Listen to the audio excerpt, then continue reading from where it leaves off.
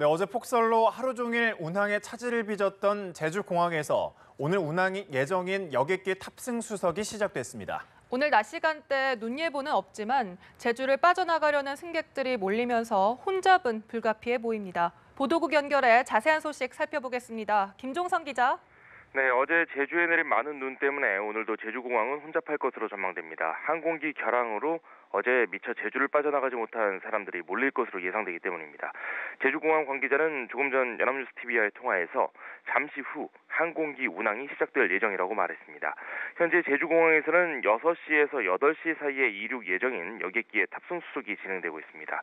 제주지방기상청에 따르면 제주국제공항 인근에 오전 9시까지 1cm 미만의 눈이 내릴 것으로 예상되지만 낮 시간대에는 눈 예보가 없어 항공기 운항에 큰 어려움은 없을 전망입니다. 다만 지금 공항에 가더라도 예약이 되어 있지 않다면 표를 구하기는 쉽지 않을 전망입니다. 어젯밤 제주공항 여객터미널에서 밤을 새며 2,500명이 대기했기 때문입니다. 항공당국은 현지 경계 단계였던 체류객 지원 매뉴얼을 최고 단계인 심각으로 올렸습니다. 공항 측은 매트리스와 모포 2,700세트와 생수 7,500개 등을 지급하고 시내로 이동하려는 사람들을 위해서 택시업계에 협조를 요청하고 무료 셔틀버스를 투입했습니다. 제주공항 활주로는 폭설과 초속 20m가 넘는 거센 바람으로 어제 하루에만 3차례 임시 폐쇄됐는데 출도착 기준 220편이 결항하고 14편이 회항했으며 163편은 지연 운항했습니다. 지금까지 보도국에서 전해드렸습니다. 네, 호남 지역에도 사흘 동안 폭설이 쏟아져 곳곳이 꽁꽁 얼어붙었습니다. 이 도로가 막히고 버스가 끊긴 삼간마을은 사실상 고립이 됐고 빙판길로 변한 도로에서는 교통사고가 속출했습니다. 광주에는 유치원 휴원령이 내려졌습니다. 김경인 기자의 보도입니다. 마을 오기부터 눈이 가득합니다. 치우고 또 치웠지만 사흘째 쏟아진 눈에 제설 작업은 허사가 됐습니다. 도로가 통제되고 버스도 끊기면서 마을 주민들은 사실상 고립됐습니다. 30cm 가까운 눈을 이기지 못한 비닐하우스와 축사가 힘없이 주저앉았습니다.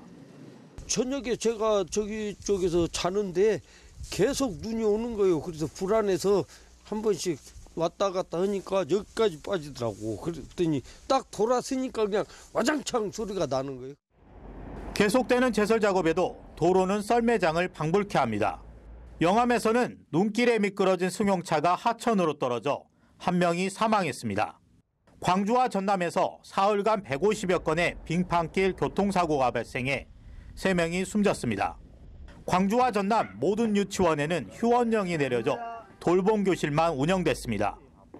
통학 차량 운행이 중단돼 학부모들은 눈길을 걸어 아이들을 등원시켰습니다.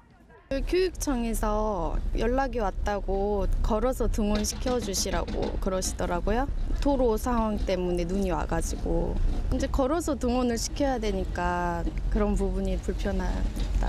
바다에서는 백길이 끊겨 섬을 오가는 주민들이 불편을 겪기도 했습니다. 연합뉴스TV 김경인입니다. 네, 연일 계속된 맹추위에 충남 서산과 태안 사이에 있는 가로림만 바다가 또 얼었습니다. 아침 최저 기온이 영하 10도에 육박하는 추위가 며칠째 이어지자 지난 10일 얕은 바다부터 얼기 시작해 지금은 얼음 두께가 10cm 정도에 이르렀습니다. 어민들은 얼음이 제철을 맞은 감태를 뜯고 나가지는 않을까 노심초사하고 있습니다. 가로림만 바다는 한 달 전에도 얼었던 적이 있습니다. 이렇게 전국에 몰아닥친 최강 한파로 난박 전력 수요가 급증하면서 정부가 올해 처음으로 급전 지시를 발령했습니다. 어제 오전 전력 수요는 오전 9시쯤 8,500만 킬로와트를 넘었고 오전 10시쯤에는 순간 최대 전력 수요가 역대 최고치인 8,518만 킬로와트를 넘었습니다.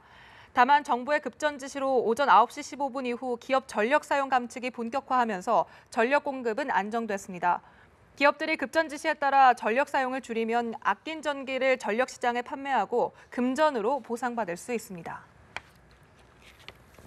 네, 한중 정상이 전화 통화를 하고 남북 대화를 북핵 해결과 한반도 평화 정착으로 이어가야 한다는 데 공감했습니다.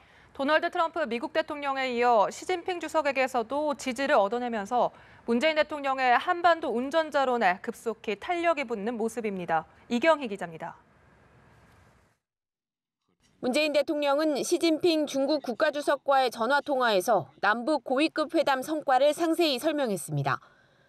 회담 성사 과정에서 보여준 중국 정부의 노력에도 사의를 표명했습니다. 시 주석도 환영의 뜻을 밝혔습니다. 남북 관계 개선을 위한 문 대통령과 한국 정부의 노력을 평가한다며 관계 개선과 한반도 비핵화가 같이 가야 한다는 문 대통령의 입장을 적극 지지한다고 말했습니다. 양 정상은 남북 대화가 북한의 평창 올림픽 참가를 넘어 북핵 해결과 한반도 평화 정착으로 이어지도록 전략적 소통과 협력을 강화해 나가자는 데 합의했습니다. 양 정상은 또 문 대통령의 지난달 국빈 방중 이후 교류 협력 활성화의 효과를 양국 국민이 체감하기 시작했다고도 평가했습니다. 문 대통령은 평창 다음 동계올림픽이 베이징에서 열리는 만큼 시 주석의 폐막식 참석을 요청했고 시 주석은 인수인계가 잘 되도록 노력하자고 답했다고 청와대는 밝혔습니다. 한중 정상 간 통화는 지난달 문 대통령의 방중을 계기로 양 정상이 한 라인을 구축한 뒤 처음 이뤄졌습니다.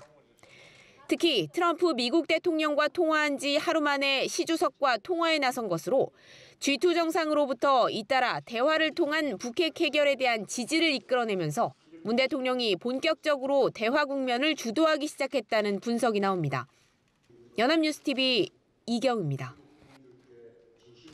네, 강릉시가 북한 응원단에 숙소를 제공하겠다고 깜짝 제안했습니다. 최명희 강릉시장은 어제 오전 기자회견을 열고 평창올림픽에 참가하는 북한 응원단에 숙소를 제공할 용의가 있다고 밝혔습니다. 숙소는 강릉시의 산하기관인 강릉관광개발공사가 운영 중인 오죽 한옥마을입니다. 오죽 한옥마을은 오죽헌 인근에 조성한 전통 한옥으로 34동, 51개의 객실을 갖춰 250여 명을 수용할 수 있습니다.